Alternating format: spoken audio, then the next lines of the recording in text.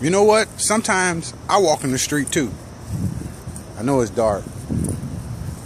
You know, at nighttime, especially if I'm running to the store. You know, sometimes I get my little sweet tooth or whatever, and I walk in the street. You know, and I do that because, you know, there's trees, there's bushes, there's little gangways, and if somebody was to jump out, it gives me a better chance of survival or moving around. Never in my wildest dreams would I ever have thought. Now, I'm thinking about just people jumping out, doing bad things, things like that. Whereas, never in my wildest dreams would I had to think that a police officer could basically end my life. You know, because I think if I was walking down the street and a police officer pulled up alongside of me and he said, "Get the fuck on the sidewalk," yeah, we would have a problem. And I would say something to him. And if he tried to grab me, you know, regardless, I'm going to snatch back from him because you don't have a right to put your hands on me. I'm not doing anything wrong. And walking in the street ain't jaywalking. At least I don't believe. And every state got different laws as far as that's concerned, but, you know, people ride bikes in the street. Why can't I walk in the street? You know, and it's, and majority of the time it's for, you know, my own self, you know, security, you know, as well as, depending on where I'm at, I got my heat, but it gives me that chance, you know, and it's secure, you know.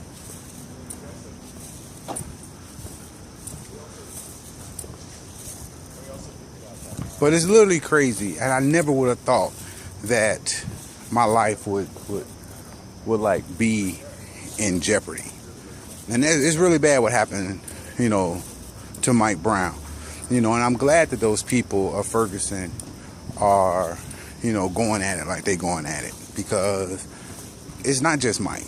It's Leon from Pittsburgh. It's Eric Garner. It's, you know, Ramarley. It's, you know, the chick in Detroit, the chick in Chicago, and the many places that we don't even know about. That's what's crazy, because we don't hear it, but social media is letting us get away from it. So a lot of these years, the police got away with things because they look at our color of our skin, and because I believe that they're afraid of us.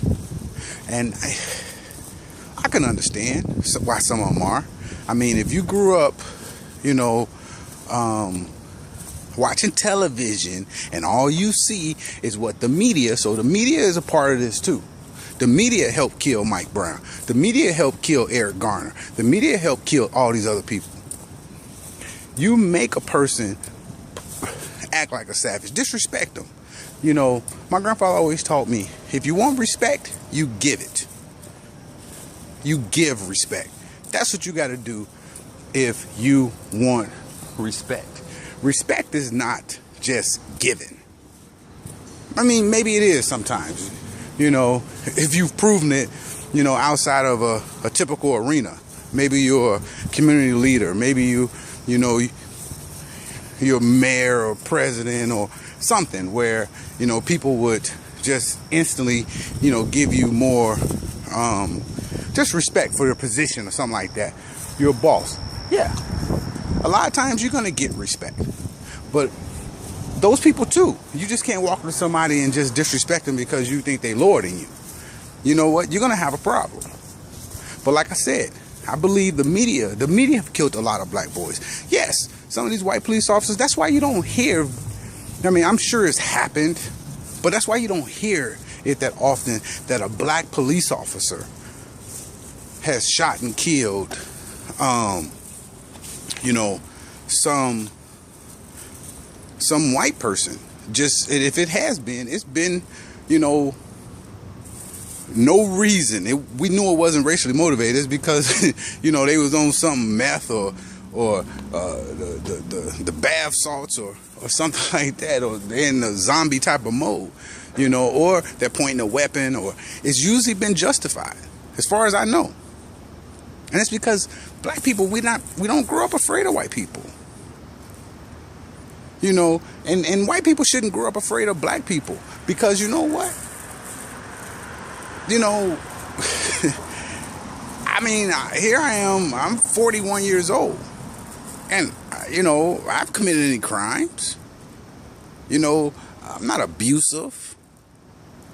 I can carry myself in a corporate environment. I run a business, so what? I wear sweatpants and a hoodie. That's what I typically like to wear, and gym shoes.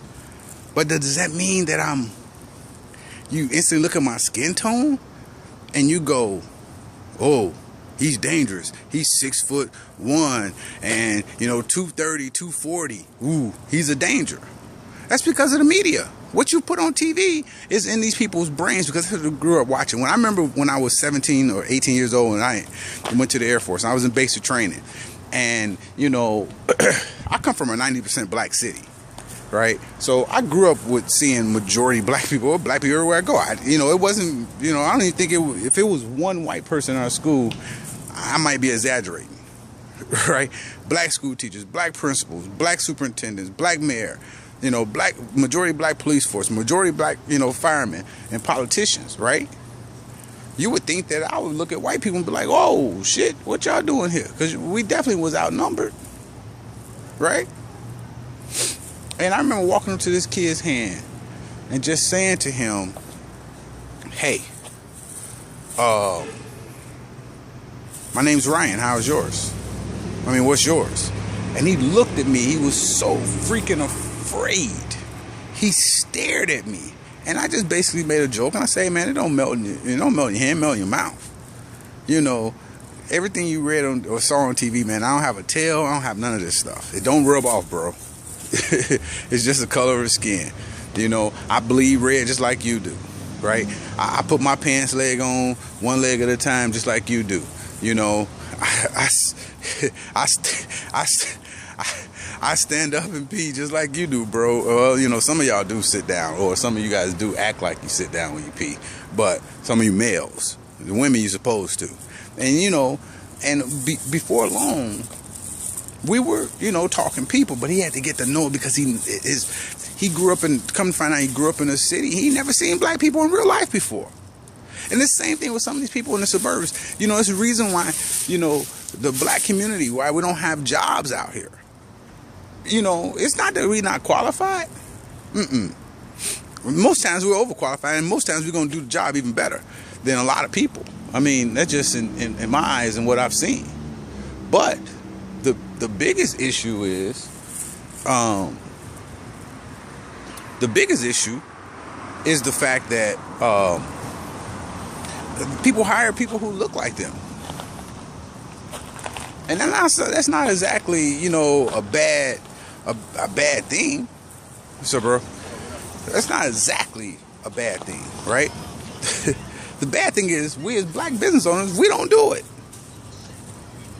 We're too busy. I'm not saying make a racial divide about anything like that. No, not at all. We all can get along. But you know what? Support those who support you. And if they're not putting money back in your neighborhoods where you live, those ain't the people to support. I'm in the Chicagoland area. I see a lot of ass about this Bruce Rauner guy. I don't know how to feel about him, but I don't know. He trying to reach out to the black people. We got to give him some credit on that. It's a first. And he's a Republican. Maybe it's a ploy. Maybe it isn't. Maybe he just call it business. And that's what business is. Business supports each other. The whites and the blacks and the Mexicans and the Asians. We all should be getting along. But you know what? They get along well in their communities.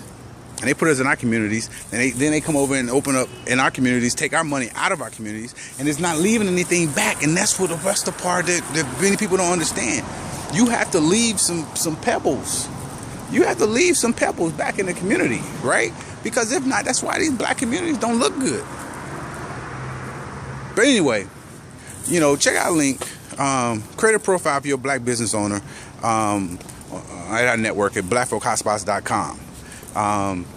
So we can, we're on a march. We want to link, our goal is to link 1 million websites together, 1 million black business owners together, right? And it's free to create a profile. So, and we're going to share with our network of over 250,000 people. So that's the thing. Create the profile is free.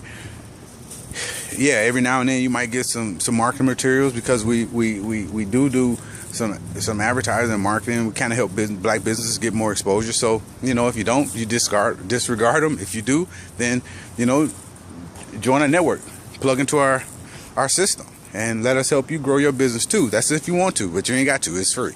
Anyway, talk to you guys soon. It's been a little bit over 10 minutes, and I expect it to be like 3 minutes. Talk to you. Peace.